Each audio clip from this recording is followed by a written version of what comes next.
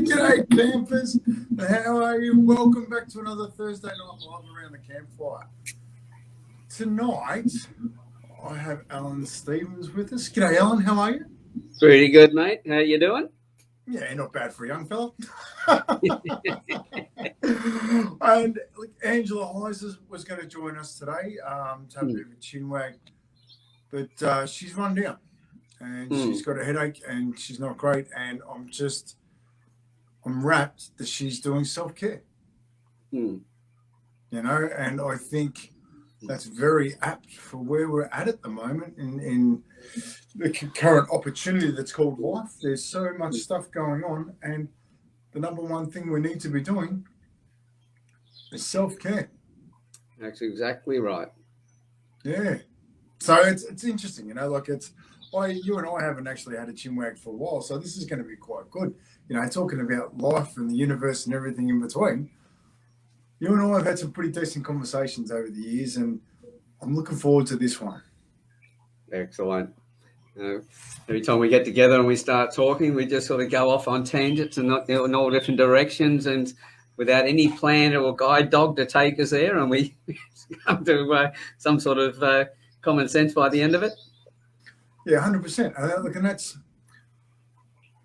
I love this, right? In most walks of life, you would have thought that you and I would not have actually come across each other. You would have thought that you and I had different tangents in life and we would have ended up in different places. But I'm very grateful that we've ended up in a place called the Campfire Project. That's it. Because that's giving us a wonderful opportunity to grow. It's giving us a wonderful opportunity to meet more people. And it's giving us a fantastic community. And I'm forever grateful for you starting the Campfire Project, but I'm also forever grateful that I actually stood up and started being a bigger part of the Campfire Project, because it's given me an amazing amount of support and network opportunities to grow and do amazing things. The Business for Smiles came out of the Campfire Project.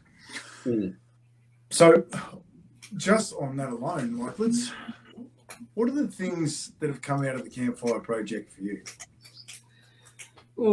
As I've always said, one of the important things for me was that anything you put together, it's got to be good for the planet. It's got to be good for people around you. As they say, what you do for yourself dies with you, but what you do for others isn't always will be eternal. And to leave the planet in a better place, the state than you found it. And there's sort of two things that I've always lived by. And I thought, right, by getting the Campfire Project together and bringing the people in that have come in, we're going to get some great conversations, which has happened. And we've seen so many people grow from all of that as well. And yes, I've grown from it, because you can't light someone else's path without lighting your own as well. So I've been lucky enough to get a lot out of the process as well. But I've had the absolute joy of watching people like yourself and Angela and others stepping up, taking on roles, and watching you guys growing in what you've been doing, which has been brilliant. Yeah, brilliant. Well, just on that, what have some of your lessons been whilst being around the campfire?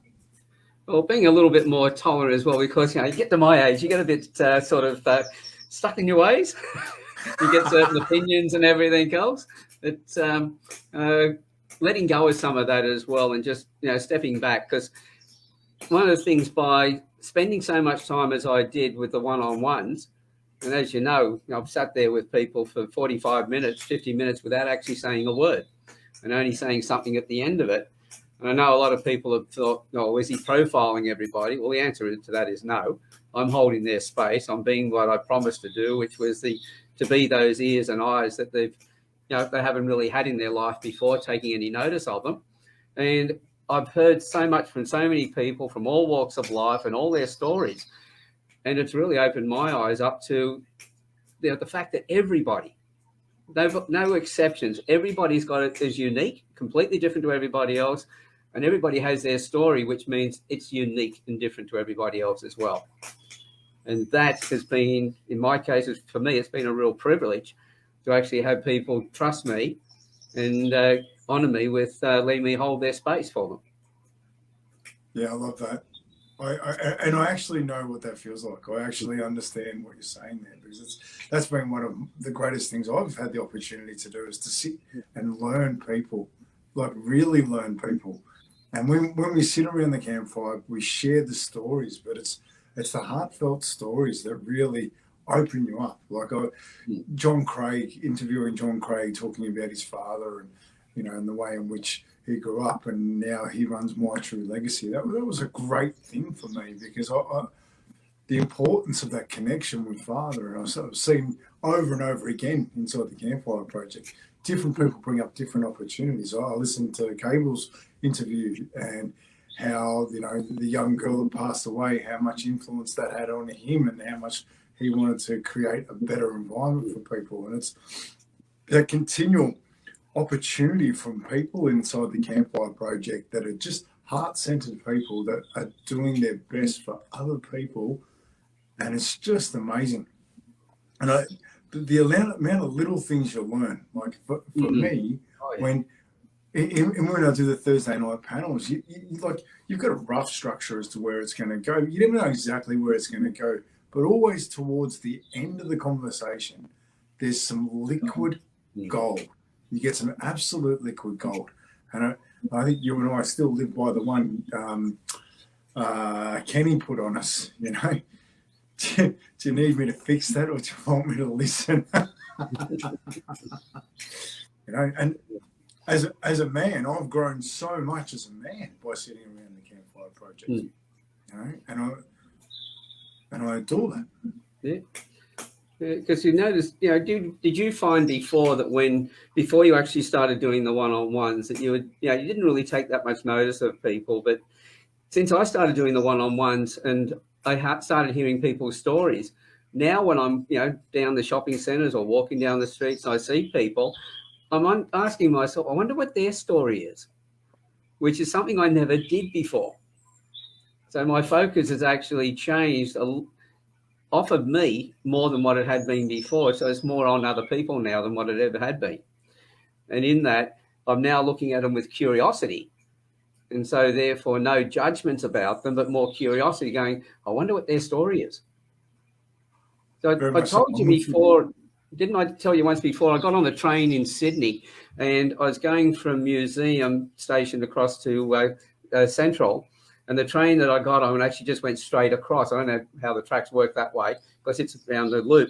But I got onto the train, and as soon as I walked in the little side section, you got the two upper and lower levels. There's nobody in this one section except for one bloke. He's obviously off the street. He's got his blankets and his gear with him, and everybody else is almost crowded into the other two areas. And I thought, I'm just going to sit down. I sat down opposite him in the carriage, and we just got into a conversation. I almost missed my station. I didn't want to get out of the train because we were into this great conversation. The man was so intelligent. The things that he had about the politics and everything else, it just drew me in the conversation. I thought, I don't want to leave.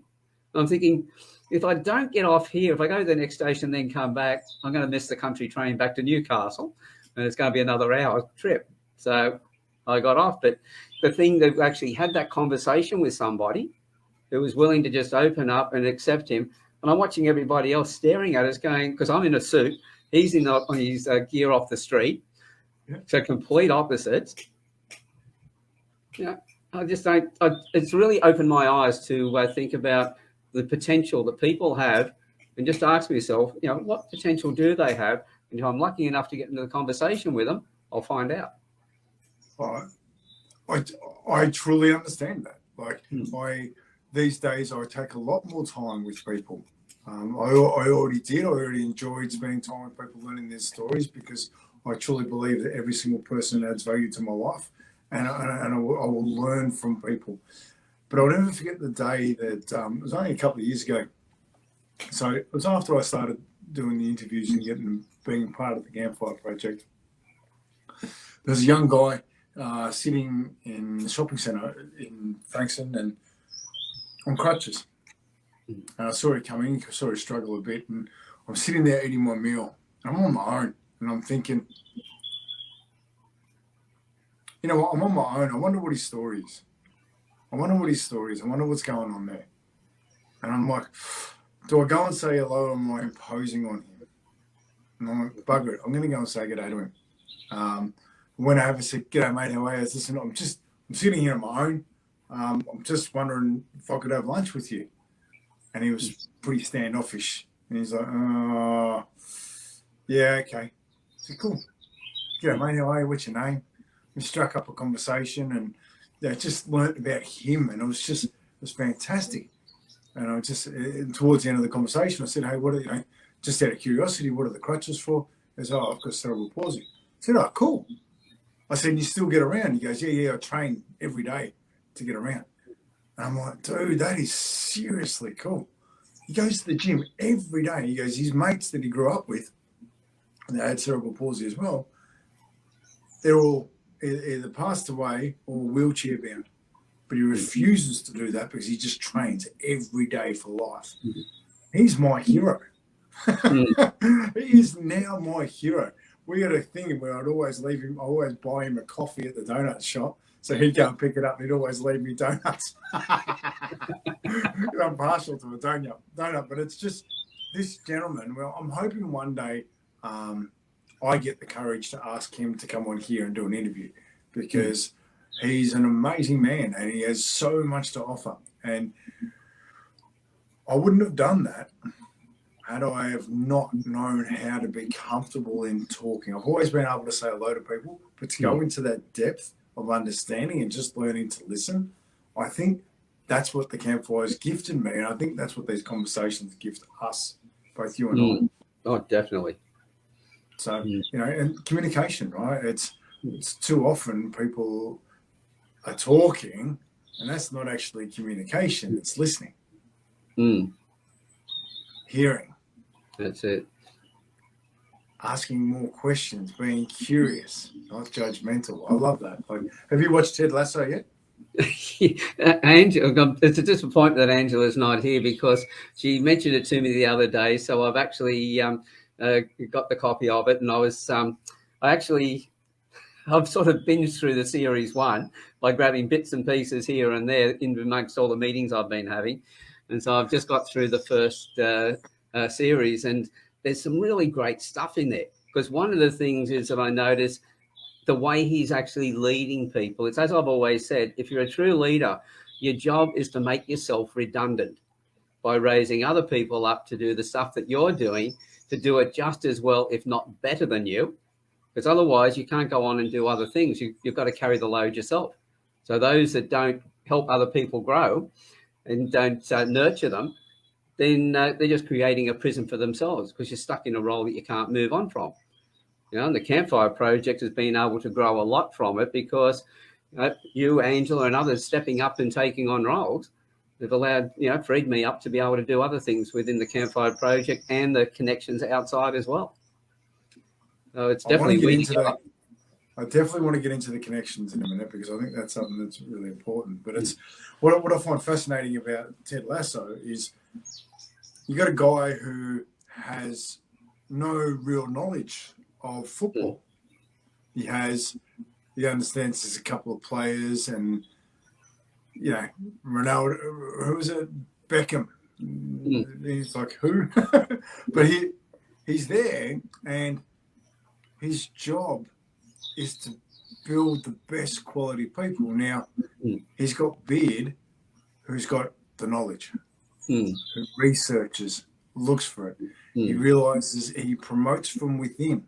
He listens to the way in which the guys there notice the game, gives them the opportunity to have a crack. That leadership style is the way in which I feel we as a society need to move forward. Down the way.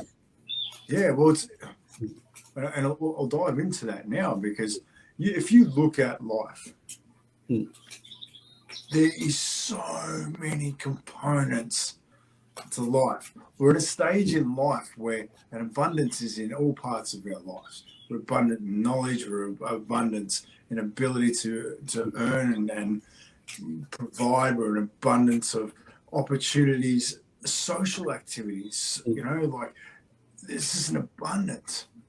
But yet we seem to be all unhappy. Yeah. we've got so much knowledge, we've got so much connectivity and everything else, all the devices and everything else. But the biggest problem is that we're disconnected from each other and from ourselves. Understanding ourselves, we're getting all this stuff from outside and grabbing onto that and learning about that, but we're not looking inside to learn about what's inside of us. You know, when it comes to profiling people, you can't profile the other or actually communicate with the other person until you understand where you come from, first of all, what's your personality, understand the other person, and then be able to change the way that you like to be spoken to match the way that they want to be spoken to. Not by changing your personality, but knowing that there's a different way to communicate, tuning your transmitter into their receiver. And so they can understand you, because you want to get a message across. You need them to be open to actually hear it. And if they're not interested, if you're not talking their language, they're never going to get interested. You're not going to tune in, and they won't be able to get you. So having that conversation with somebody, that's when you really connect. But we're not doing that anymore. You know, with people in lockdown, one of the biggest issues we had was kids wanting to get back to school, but most of them not knowing, how do I communicate again? They all had anxiety. And this is one of the things. We've got so many people now who have been working from home who don't want to go back to the workplace. 80% of people don't want to go back full time. Yeah.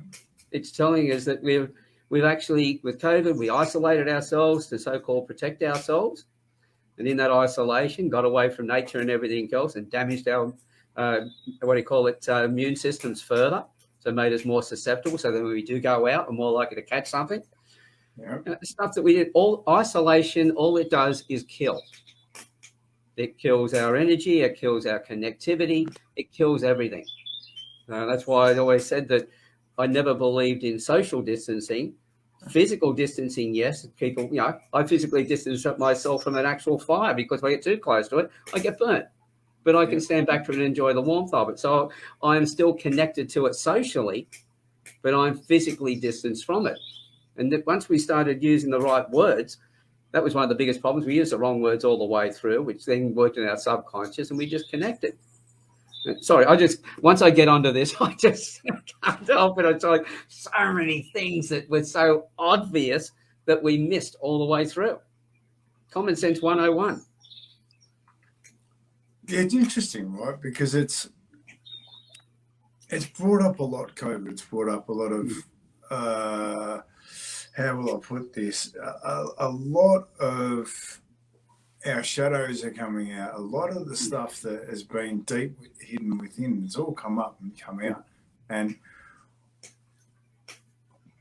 I have a little bit of a different spin to most on this, because I think it's one of the greatest opportunities we've ever had. I think it's one of the greatest opportunities. When you divide it and separate, there's one side of it that's brilliant, the death side is not so good. 100%, right? I know where you're coming from, and I totally agree. Yeah, but everything comes down to perspectives, right? Mm. So it's, and in a time when I have a lot of people seeing it a different way, for me to get around with a big smile on my face, and it can be aggravating for some people, because look, I'm actually genuinely happy, because I look at the things that are happening, and I look at the things that are that I'm personally growing through. And I've had some bloody big challenges in the last 2 years, some mighty big ones, and I've enjoyed the time to be able to sit down and process them. I've still got more challenges to come. At the moment, Oscar's gone back to school, and it's really interesting, because I have my style of parenting, other people have theirs, and there's no problem. There's no right and wrong. We're all learning. There's no playbook, so we're all learning. But the one thing I do with Oscar is he's free to express himself. He's free to have his big dumps emotionally and just get it out and just. So at home, he's not challenged on his emotions.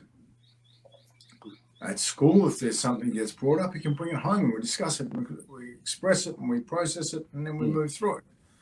But unfortunately, there's kids that have gone, and everyone's had a different way of living, right? But quite often the parents are under stress and strain. Different things have happened, different scenarios. The kids feel that stress and strain. they can't deal with it with their parents because they don't have a voice, they don't have the opportunity to have a voice because they don't have a safe environment. So they go to school and where the teachers are and they're an authority, so they don't have a safe place to deal with it there. So the only place in which they have to take it out is the playground with their peers, because it's an even playing field.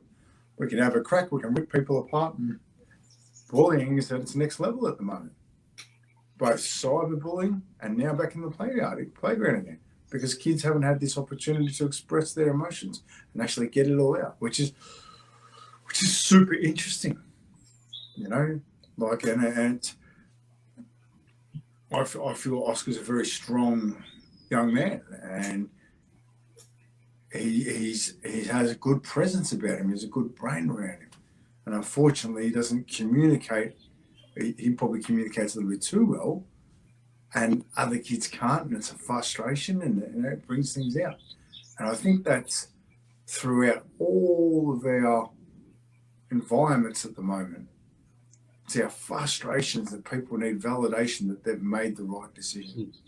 People need to be assured, because who do you trust right now? Yeah. If you go into your heart, there's not too many people around you that you can honestly say, you know what? I know this person's living a valued life. They're doing their very best to be the best version of themselves. Maybe I'll trust them. There's very few around.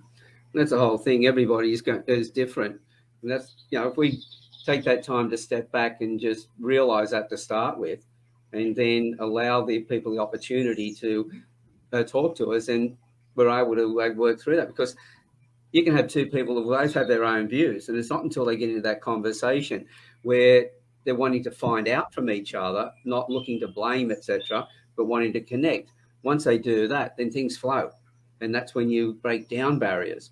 I don't know how many times in my life I've been put in a situation where the other person was already angry because I've stepped into a situation and I've been put in the position of fixing it, and I've walked up and they've been angry. And by the time we're finished, they've been my strongest advocates and friends into the future, because you choose to how you respond. And that's what we see in that Ted Lasso. He's got people calling him a wanker all the time. You know, it's on the news, it's on the radio and everything else. In the stadium, they're all reciting it over and over again as a chant. And he just smiles back at them because he's got his vision on what he wants to create. He knows the people around him and their potential. And when you do that and you're able to focus, the end result is those people start coming through. Now the townspeople love him by the end of the first series. Now, I know it's a show, but if you stop and you think about it and apply some of those principles in your own life, you'll see how, you know, the shows reflect life. And sometimes I think the life actually reflects the shows. And so, as I think Einstein said, you know, imagination becomes before knowledge. You know, for all the things that we create, everything we created came from an imagination first of all. And how many times have we seen things on shows that then become reality in real life? And so when you think that part, you accept that little bit, and you go, okay, well, I know that this show's been put together, it's been choreographed and everything else. So the person who's choreographed has come from some level of knowledge of the human mind and how it works. And so we're being entertained with something that if we look at it and go, okay, how much of this is actual truth? What can we actually apply and learn in our own lives? And we'll get some even more out. It's not. I watched it over that period of time, and it's not just entertainment. I can see the things that were going to happen. They just rolled out as well. So I know the people who have put it together have really done their research. And I love that, right? Because it is brave. What a brave opportunity to not sell fear. What a brave opportunity to sell support and love and understanding. You know, when Rebecca turns around and looks at Ted and says, Ted, I'm sorry. I did this, this, and this. And then his response, I forgive you. Yeah. Because everybody's under pressure. And I think that's where it's at the moment with life. Like, I know it's one of the greatest things I've learned from learning people is everybody's doing their best. Nobody makes a decision to be wrong. They make a decision that is right for them at that time, and it doesn't mean that you agree with that decision. It's just a decision that's been right for them in that moment. They will learn that with the actually making the decision, that it's either going to be a positive or negative outcome, but they've made that decision so they can do something about it if it's a negative experience. And that's the thing for me. Making decisions is just, I think Jeremy McVeigh is in my heart. He's a big part of the Campfire Project. When we get him in here, have a crack. Make a decision, because you can rectify something that's not quite right. Well, if you don't make a decision, you never move forward. And you've got to make mistakes to learn from those mistakes. If we were perfectly right all the time, life would have no challenges. There'd be no joy in there. We wouldn't be able to recognise what joy is. So we need some of the tough times to be able to measure the good times against them, to know what's good, what I really want, what I don't want. But in that process, as we talked about before, I always talk about the fact we've got 2 eyes and 2 ears and 1 mouth. I know people just say, I've got 2 ears and 1 mouth. I go, no, you've got 2 eyes as well. Use them in that proportion. But when you're using your mouth, start by asking questions. The person who asks the questions in a conversation is the one who's controlling the conversation. And the other person, especially when you ask them about them, they will tell you that they've had the best conversation they've ever had, because they are talking about themselves, and they think they'll turn around. I guarantee they'll say, you're a fantastic conversationalist. Best conversation I had. All the person did was ask questions.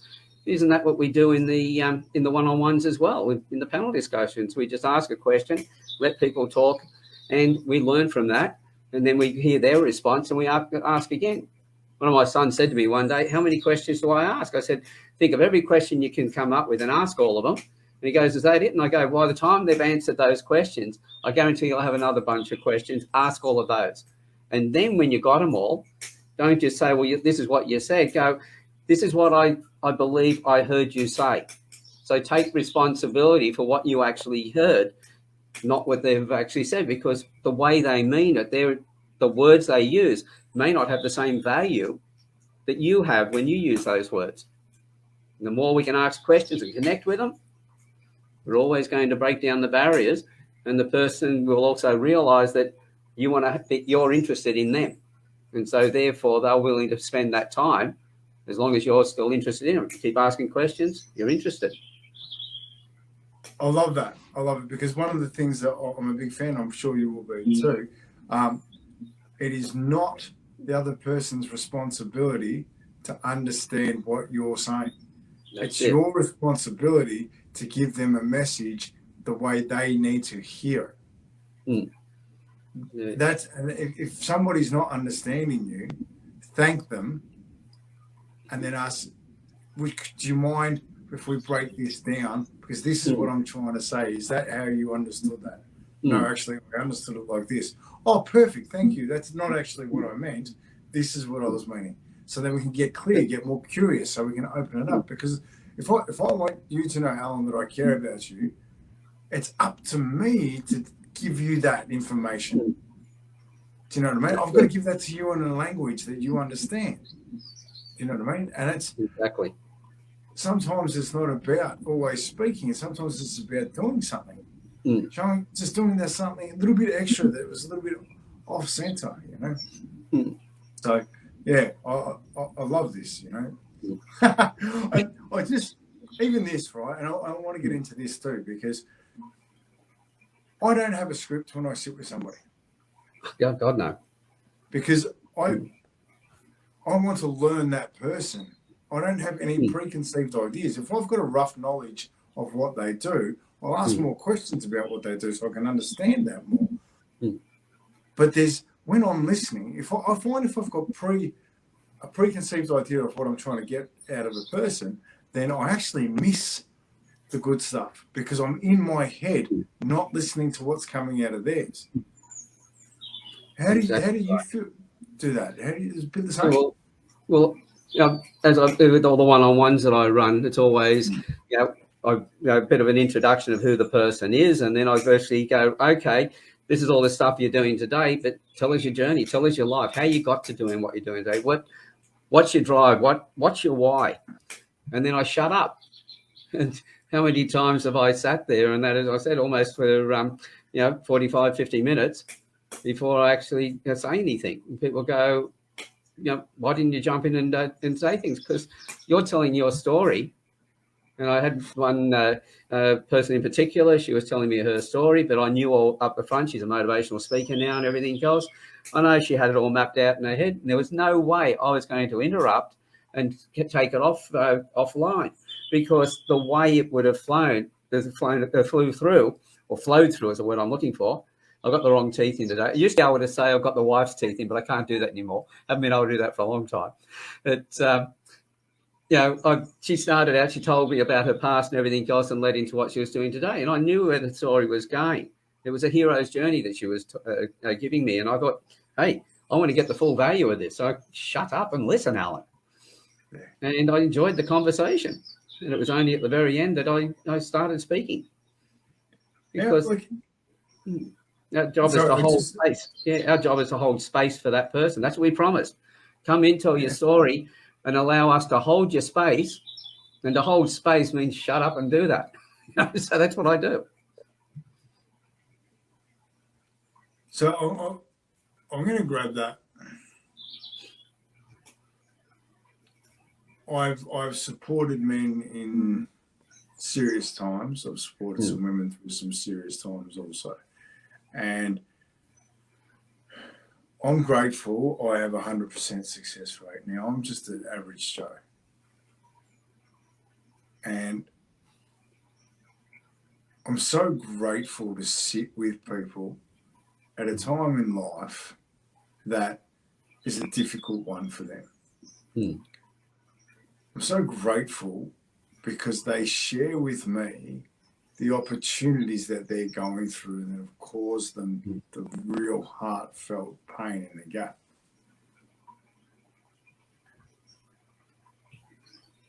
I can only do that because of what I do here, because of what I interview and the way I do things, and it's because I'm actually interested and curious about people.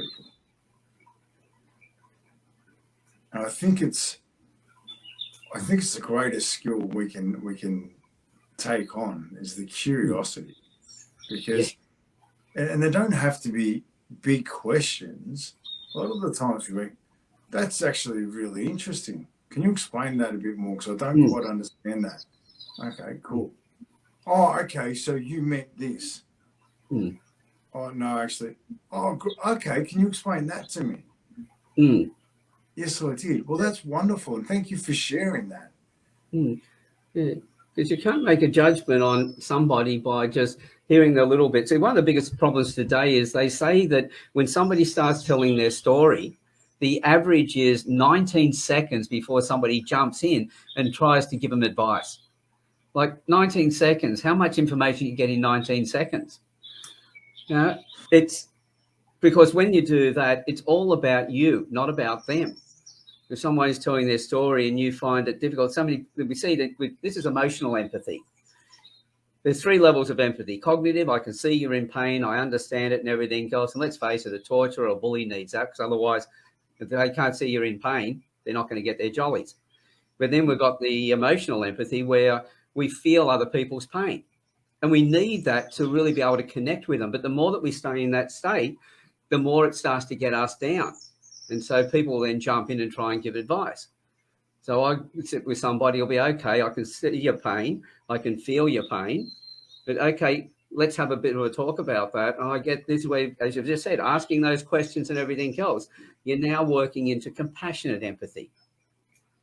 Now, men are very good at fixing things, and compassionate empathy, when you look at it in its true form, is fixing things, but working with the person to do that. Where we go wrong as men is while the women are in the emotional empathy, we jump in and we try and fix it, but we haven't acknowledged their emotional connection. If we went, okay, I understand that. It's like, I'm talking to people, it's always a case of, well, is this something you want me to fix, or is this something you just want me to listen to?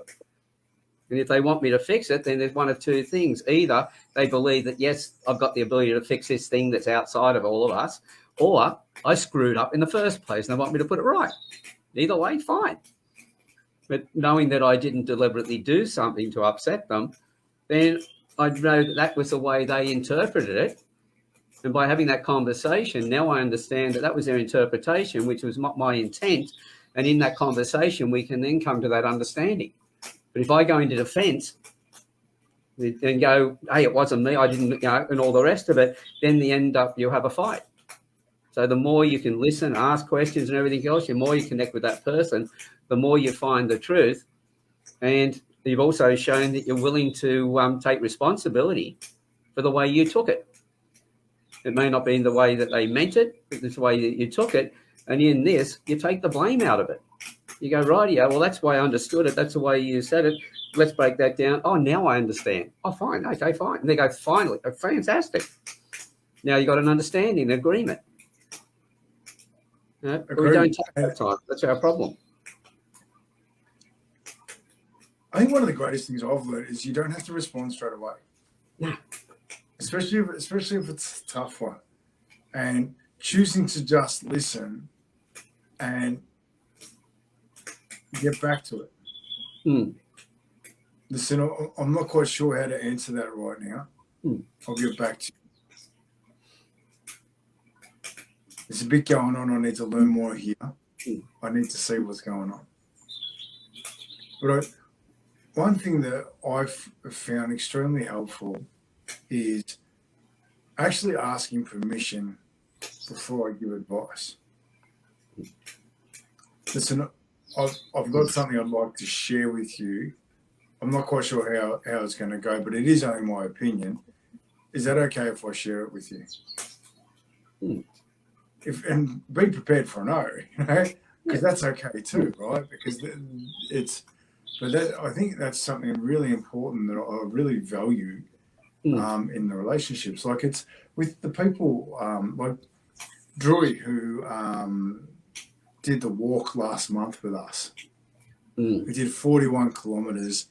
You know, he's last year he was suicidal. I had the opportunity of working with him. I spent time with him and I just adored him. All I did was keep it safe. He could talk about anything and there was zero judgment. We worked through everything. He walked and ran 41 kilometres with me after a lifetime of opportunities and learned how to say thank you to people whilst doing it, right? And just to have him, and I don't know where I put it, but I asked him to write down his experience just to share with me how that felt for him and how he felt he connected with people. And I just sat there with tears in my eyes because I didn't know I could just sit with a stranger and just listen. Absolute strangers. We had over 100 We had over 100 conversations where we had an impact because we just listened. That gap inside of him was closing because he was a part of the community. He wasn't in his own head, you know. And so often we're in our own heads and we're not seeing everything else that's going on, you know. And it's one of the great things I do with the guys, people I've worked with. 6 sessions. I just learn them. It's a minimum of 6. I don't know you. I can't make a judgment on you and tell you what to do if I don't know you. You know, because there's so much that happens in your life that makes you you. And listening to people's stories inside the Campfire Project, like we always go back to so where did you grow up? Let's go back to the start. Give us all of you, because that'll give us a better understanding as to what's made the beautiful person that you are today. Because people don't realise how much, you know, when they finally tell their story and the way we listen and we ask questions around it, I'm sure I see it in a lot of their eyes that all of a sudden they've realised there is more to my story, because they finally had somebody hold their space for them, which they've never had before. And then while they're holding their space and they've got all that time while they're talking, they're hearing themselves as well. And at the end of the number of people I've spoken to have gone, God, I didn't know I've done so much. And I go, and that's something to be proud of, isn't it? And you just see the posture change in that, because they thought, they were trying to unburden, but then realised that they didn't need to unburden because they found out more about themselves. So one of the words I know that people use all the time is shame. And I think that should be struck out of the English dictionary altogether. It's a word that shouldn't be used at all, because shame is about the person. Shame is saying that you weren't good enough. You did something that you knew was wrong when you did it. And as you said before, people do not do things to get a wrong result. They do it with all the information they've got. So the information they've got at that time, they make decisions. And then later on, when things go wrong, later into the future, some therapists have talked them into the shame that they're carrying and how they need to get rid of the shame. Well, the therapist just dumped something on them they never had in the first place, because they made the decisions in their life with the information they had at the time, which was perfectly okay. If they'd had different information at that time, they wouldn't have made those decisions. They would have made different ones. So feeling regret for the things that some of the things that have happened in my life, heaps of that. There's bucket loads of it. But out of all the things I've done in my life, and there's, you've had interviewed me and got a lot of those out. Look, Jerome Lamarck's got a lot out of me as well. You start putting all that together, you go, my God, there's still a hell of a lot more. But none of the things I've done in my life do I have any shame for. A hell of a lot of regret for them. But once I realised that shame was something that other people were putting on us, it wasn't from us, then all of a sudden, a lot of the things that I was carrying around before, I looked around, where the hell did they go? They were no longer there anymore. They just dissipated because I had been holding this stuff because of other people's expectations and words that they put on me. And then I realised that I didn't do any of those things with the intent to do that. I did it to get a result that I thought was right. Different information would have done it differently. So there's no reason to have any shame. Yeah, and I love that, because I'm actually going to take that back to Lasso, right? Just for a second, because a lot of people have watched that series now, and if you haven't watched it, get on with it, because there's a lot of great life lessons in it. But I think, like you got a guy that's, come new to town, and, in the papers, on the streets, everyone's calling him wanker, wanker, wanker. In the stadium screaming wanker, wanker, wanker. And they're putting all the stuff on him. But his circle of influence, right? His circle of influence keeps him strong, and he stands strong in that circle, right? Because shame comes from other people's judgment. That's it. Even regret is just an opportunity to learn.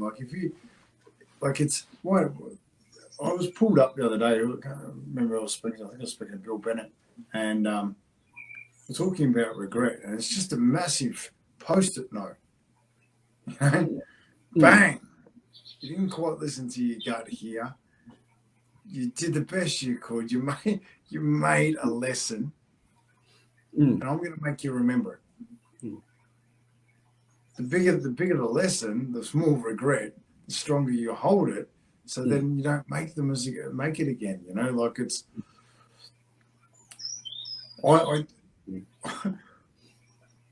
I think life is just an amazing opportunity, and it's people I feel are learning this. We're at a time of life right now that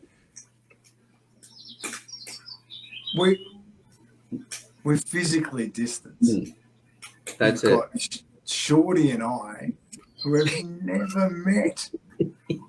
And you look at the difference and the impact that we're having together through connection, and we talk about, it's time to reconnect. It's time to bridge the gap.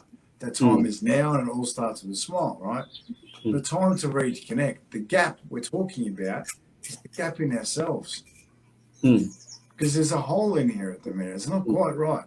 So we need to bridge that. And we go and do it by reconnecting with people. So, So our focus, where we take it, because they talk about opportunities, and people say, "Oh, you're a lucky person. All these opportunities come along." Well, opportunities are like buses. They're the number 5 buses along every 5 minutes, and so they're always around. But some people will see them and others won't. It depends on where your focus is. It's like, okay, as I said, a lot of regrets and everything else, but regrets of things at the time, but not regrets in my life, because when I look at it, I wouldn't be the person I am without having been through those things, because that's where I've grown from. And so and I like who I am today. And I'm, as long as I realize that, and everything, there's going to be 2 sides to everything. And everything's going, this is why people get caught up on the semantics of words. And I go, well, probably, do a little bit less talking, a little bit more feeling, and don't put a word on it. Just go, as Kenny Mamaroleta Cruz always says, acknowledge the feeling, sit with it, and understand where it came from. Because in understanding it, you make a friend of it. It no longer controls you. And this is the whole thing. If we know our own personality traits, every trait has an upside and a downside. The downside is where our frustrations come in. And if we know them, we know how to set our environment up so they don't get triggered. So everything comes back to knowing us. Before we go and get to know somebody else, we need to know us first of all, and know that we're going to keep growing from everything that happens in our life. Our power is beyond belief, especially beyond our own belief at the time. If we just believe a little bit more, that we're capable of more, we'd be able to handle a lot more. I love that, because I think we are capable of a lot more. I think we're capable of doing things that even you and I don't believe could happen, will happen in the future, because we're growing so rapidly. Talking about the future, what do you see? What do you see coming up? What are the things that you see? Oh, I see, again, some great opportunities. I know that in business, the biggest thing they're talking about now is the great resignation. I love the term. So it's got to be great. Everything's got to be great. So great resignation, where everybody's going to be leaving their bosses. And then the next thing they're talking about is the great cancellation, which is where people are going to be shaming and blaming their bosses on Twitter, Twitter and TikTok and LinkedIn. They're going to walk away from the organisations, and they're going to point out who the bad leaders are, or bad managers. And in that process, now there's other people who have come up with a different sort of wishful thinking. They're talking about the boomerangs. All the people who are going to be great resignation, leave their work, they're going to go back to their managers, to the same jobs they had before. And so there's all these different beliefs going on at the moment. And I go, right, regardless of what happens, if you start just treating people, first of all, on the respect side of things, yes, treat other people as you would have them treat you, because that's how we get, be treated in a way in which there's respect. But when you're communicating with people, treat them in the way that they want to be treated. And so find out, understand them, and talk to them in the way that they need to be. The great boomerang they're talking about at the moment, the people will come back and say, well, how does a manager handle that? Well, if the person's going to leave, let them leave, but let them leave in a way in which they've got no angst towards the company. So and leave the door open for when they come back, because they'll come back. Again, it depends on what each person individually does as to where it goes. So it can go in a myriad of different directions. I'm hoping it will be that more emotional intelligence will be picked up by people. They start learning more of that. There'll be more respect for each other, so that I can get you to treat me in the way that I want to be treated. I need to know how you need to be treated and communicated with. So once I've got that and I do that, then I'll get the return. And when people start to look at that, it's the old give as gain approach. But you help as many people as you possibly can. The more people you help, the more likely you are going to get back what you want as well. So I hope there's going to be a lot more giving, more so than taking. And leading up to COVID, the GFC, and all of those things that we've been through over this century, over the 2000s, has all been about taking. Now I think COVID hopefully has brought us a little bit more together and a bit more understanding to give more to each other. I'm seeing a lot of it. I'm seeing people stop a little bit longer. I'm seeing people actually do little bits and pieces these days that probably weren't doing before. So I'm gonna divulge and open up something that I don't particularly want to talk about COVID at all. I don't think that's Oh God, necessary. no. Talking about COVID's a bad. Let's not talk about COVID at all. All the conversations out there having in the street, don't want to talk about those. But what as we've been talking about, is what's coming out of COVID. That's the more important part of things. So, talking about that, what questions do you feel need to be answered at the minute? In the media? Well, we're talking about life in general. What questions do you feel we need to be asking? And big picture. This is a difficult one because everybody's so much into the micro side of things at the moment that we're not stepping out and looking at the macro situation. Now, as you've been talking about Ted Lasso, he's been able to stand back at that macro view and see what he's trying to create, and all the micro stuff that's been happening in between. It's been like water off a duck's back because he's kept his eye on the goal he was after. An old saying that I quite love, and that is that it's hard to remember that your initial goal was to drain the swamp when you got alligators biting at your bum. And that's virtually what most of us do. Little things that happen around us, we focus on those, and the tadpoles turn into alligators and crocodiles. Whereas if we focused on the goal of what we wanted to create, then we'd be able to achieve that more effectively. Focusing on that, the alligators never grow up from being little tadpoles. We never notice them. And every time somebody goes, okay, I want a better relationship with my partner, and the moment there's a little bit of angst, they're back to fighting again. And you go, you forgot your goal. And that was, you want a better relationship. So what have you done to hold fast to that?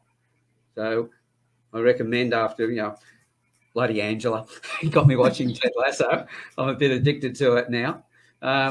I think a few people should really watch that and look at it. Yes, it's entertaining, but look at the messages behind it and apply some of that in their own life and stay true to it.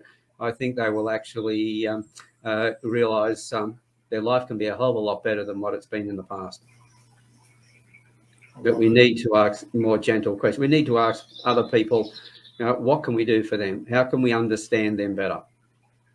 And that might be the thing, not so much what can we do for them, but tell me, how can I understand you better? And from that, we'll work out what we can do for each other. Yeah, I love it. I agree completely with the Ted Lasso series. If you haven't watched, just get on it because it's the amount of lessons inside it. And I actually think it's good for our kids. I think it's really good and it's a respectful way. I've let Oscar watch it, and there's challenging things that we talk about through it, but there's nothing that I don't feel that, a good conversation and open communication, you can't work through it. I think it's amazing. Yeah, if everybody's got children, sit down with it, with the children, watch it and have the conversations.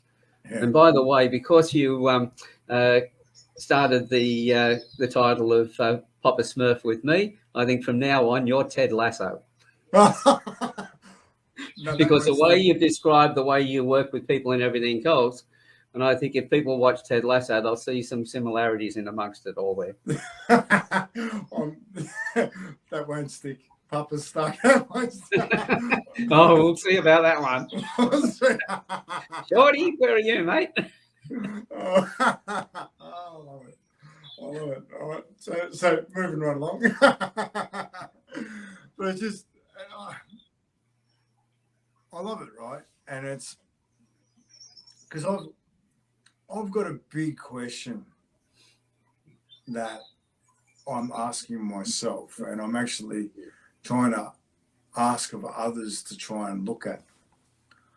And it's the question of what would love look like if we made every decision coming from our heart? Now, that might sound a bit crazy because love's an interesting thing. And this will probably fit right into Ted Lasso. Oh, no. I hope there's a few comments coming through. Oh, no. There's... Good on you, Thomas. Right, you can take a walk off a short pier. But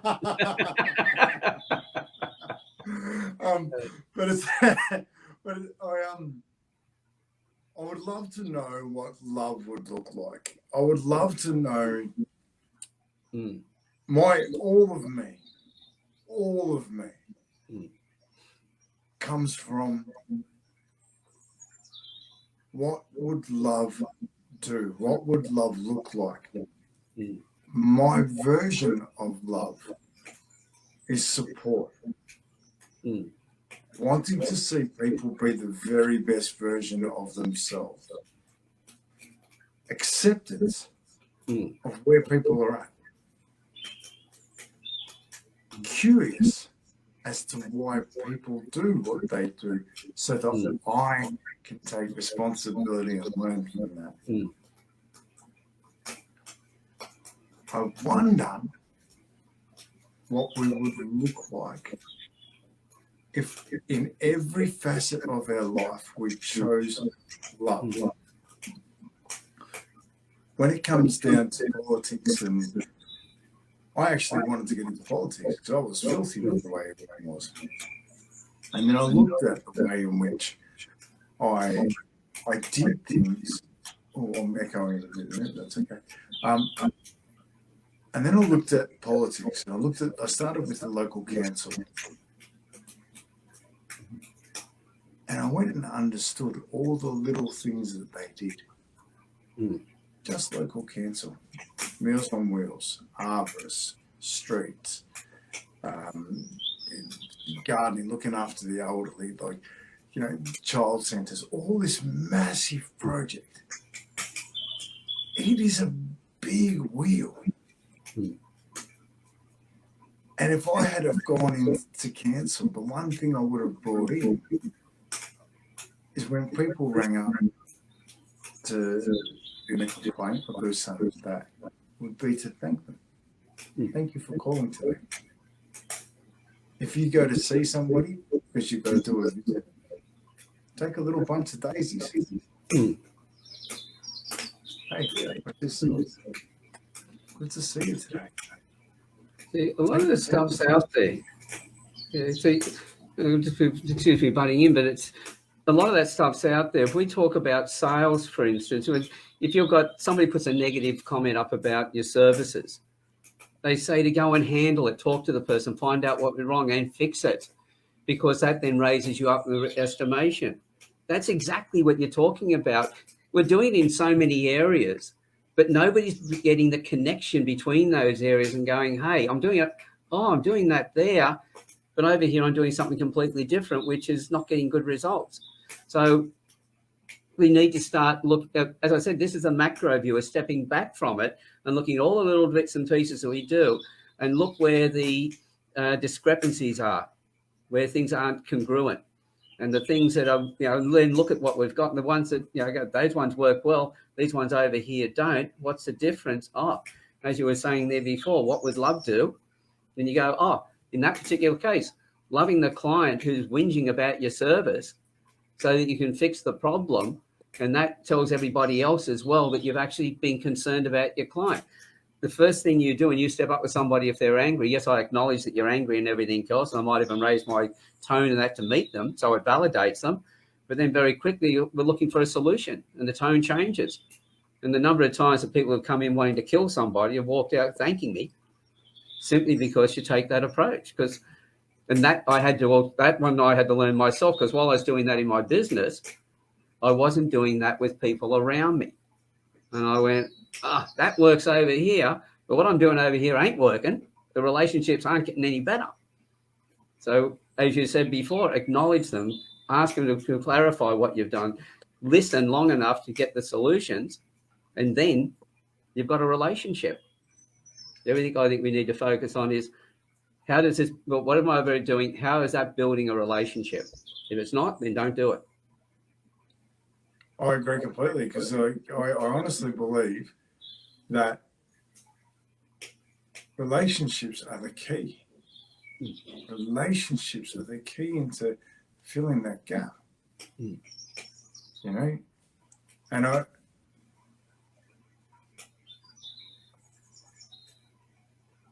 adore who I am. I really do. I'm proud of who I am. It's taken me a long time to say that. But it's the relationships I have in my life that allow me to say that. It's the relationships that that I've gone through tricky situations that I can go, I'm a better person because I was challenged and I got curious about them.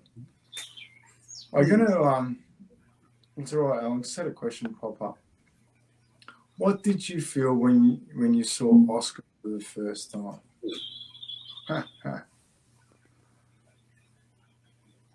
That was an interesting time.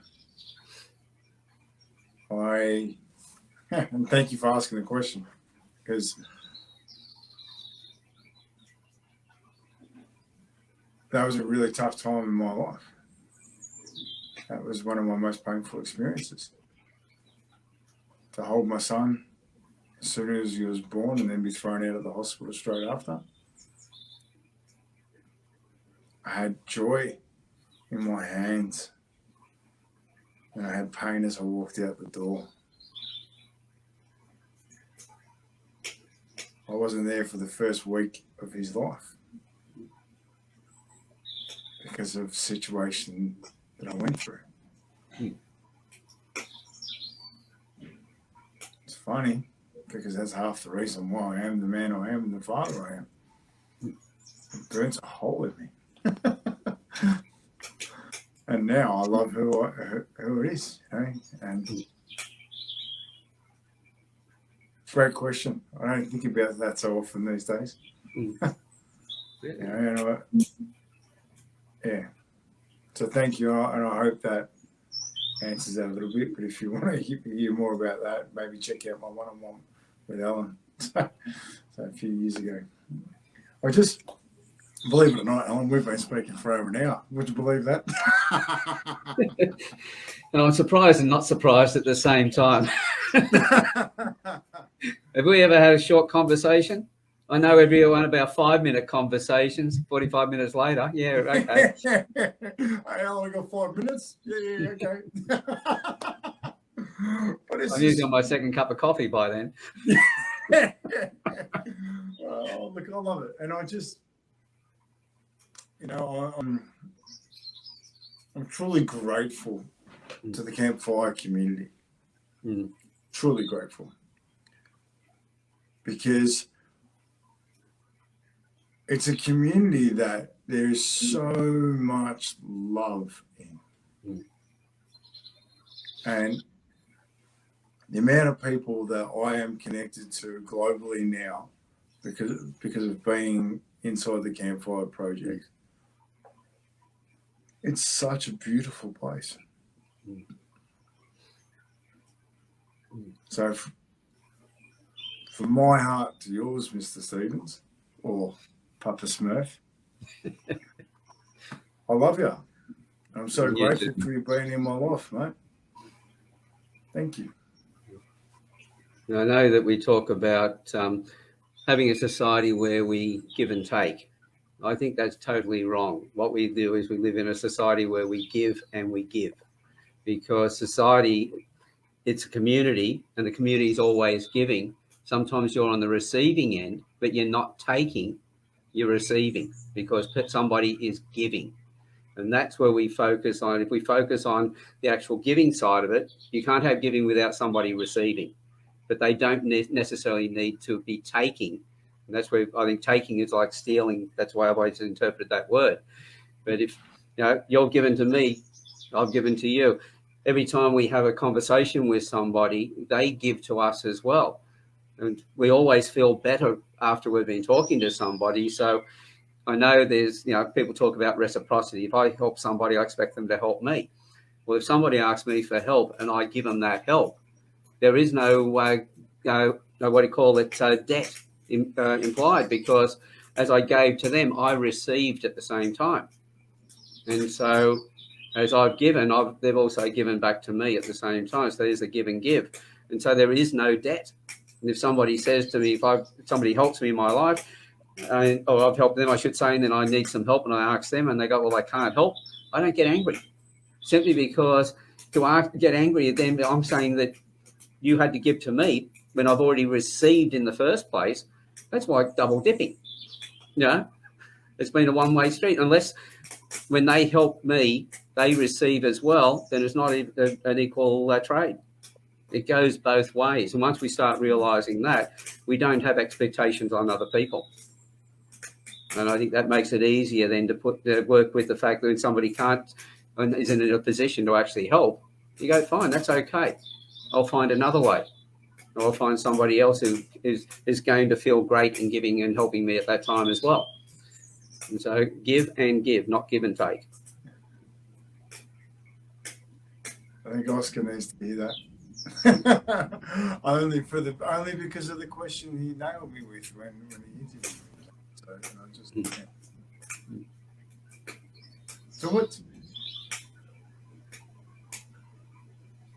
It's interesting because I always ask people, what's the one bit of advice you give? But I want to be a bit different today. I want to ask you, what's the one thing you want to see in society? What's the one thing you'd like to see? Oh, I think more people showing compassion to each other. Really, just want to see people taking a bit of time before they react to things. As you've been saying yourself all the way through this, take the time to listen. Stop, and when they hear something or something happens around them, just ask themselves, what was really meant by that? What was the real situation? Where's the other person sitting in this? If people have done things, why do you think they did that? What was the cause behind that for them? Because, as I said, as you've been pointing out as well, people don't do things just to be horrible. They're doing it because there's something that's caused them to feel that way, and that's their only way of surviving. Like bullies aren't born; they're actually taught. Somebody's bullied them, and the only way they can survive is bullying somebody else, because that's how they get their self-esteem back. And so that's why it keeps going. But if you can stop long enough and go, right, that person's attacking me, why are they doing that, and have some empathy and understanding for why they're doing it. Well, it's Ted Lasso again, all the people yelling at him and everything else. He just went, okay, I understand where they're coming from. Everything they wanted in their team winning and everything else, they weren't getting. So he understood the pain they were going through. He didn't take it on. And he just kept working towards a solution that would help turn the situation around and remove their pain. If he reacted to it, he would have just added to their pain and his own pain.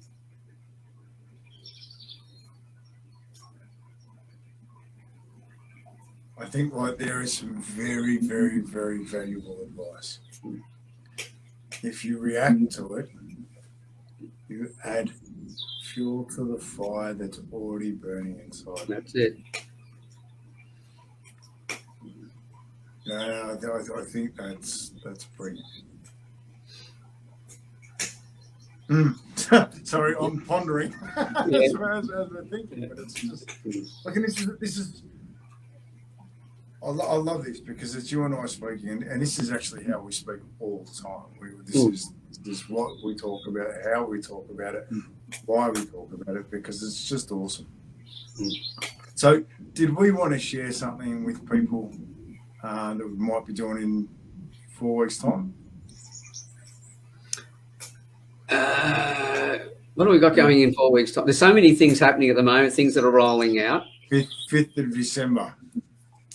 Oh, yeah. Well, we are working towards having some local campfires, but in different locations like Melbourne, Queensland, other locations like that. Don't know about. I live in Newcastle, which is north of Sydney. There's people in Newcastle. There's people on the Central Coast. There's people in Sydney. I'd like to find a spot somewhere around the Central Coast and have our own little. Because Because when I started this, I realised the virtual campfire was the only way we could do it with people all over the world in a small group. But as we're growing in size, wherever people can get together and go out for a barbecue, that would be brilliant because you're able to sit and enjoying the conversations. But if we can do it where each of us have got internet as well, we can also do some Facebook Lives from those locations. So each location can be doing different Facebook Lives. We can all be enjoying what each party's doing. And we can organise a Zoom call as well and having conversations there, because the more that we're able to get into the real nature, the more that we're going to be reconnected to ourselves and to each other. Zoom's been, I love Zoom because I can read people and everything else. So that works well.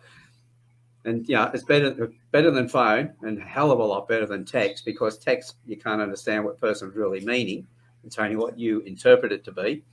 And so that's pretty good. But at the same time, now that we're getting more people around the place, we can start getting together in locations and enjoying each other's company. And, you know, I might find a location, it might be just me with all my friends. I'm a little lonesome, but, you know, it will grow from that, because the campfire has grown from the original one-on-ones that we had to being a real community and being recognised in a lot of different locations now as being something that nobody else has done anywhere else on the planet. So I'm really pleased about that.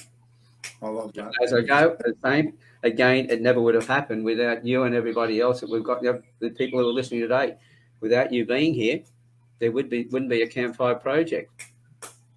It'll just be two strange bearded guys chatting away to each other, as they say, talking shit. What's it? How funny is that, right? Like, we're just sitting here talking as usual, and I just completely forgot we're on live. I just started grabbing some nuts and started chewing. I'm like, oh, but I just campers. We're going well over time, but anyway. No, that's typical. I am looking forward to sitting around and meeting some campers. I'm looking forward to catching up, and my location at the moment will be Gels Park, 5th of December in the afternoon. I'm going to head out to Gels Park and just sit down, have a picnic in the afternoon from 2 p.m. We'll work it out. We'll advertise it properly. But if you're in Melbourne, come and have a couple with me. Come and have a sausage and bread. Bring your picnic with you, and we'll just sit down and meet, because there's so many amazing people in our community. And I'm really looking forward to meeting everybody. That's it. And the more people that come along, whether they're part of the Campfire Project or not, they then find out about it, and those conversations start. The reason why, when you mentioned, you know, in 4 weeks' time, I sort of stopping and thinking, there's so many things that are happening coming up. On the 19th is International Men's Day. On the 18th in the evening, next week's live will be 4 of us, 4 men, talking about International Men's Day, talking about the importance of it as well, because I put a post up the other day, and of course I put the hashtag International Men's Day, and it came up with 85. It said that it had been used 85,000 times before, that hashtag. But he also put up hashtag International Women's Day and International Women's Day 2021, and both of those were 2 to 3 million times have been used. So it's showing that the International Men's Day were not being recognised enough. And to all the ladies out there, the women, I like to point out that when the men are the best versions of themselves, the recipients of that are their children, their partners, and the community. So the end result is, this is why it's we together. We need the women's support so that we can be the best versions of us, so that we can then give them the best version back to them, and we're in it together. So that's on in there, and there's a few other announcements coming up as well, a few things that are happening in the background. And as I said, the only reason I've been able to do those is because I've got Scott and Ansor and Kim and others, and Thomas, you know, getting involved in supporting this and growing it. So I created it, but you guys are growing it.